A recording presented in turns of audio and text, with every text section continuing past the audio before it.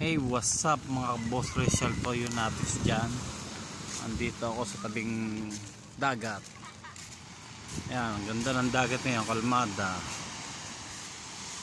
Maulang hapon sa inyong lahat dyan mga kaboss Rachel Toyonatis. Ayan guys. Ayan. Kalmada ngayon. Amiyan, ang hangin, maganda ang dagat ngayon, kalmada at malinis. Yan, marami naliligo roon, lalo doon, dami naliligo, malayo-layo sa barangay 8 Lugan. Yan.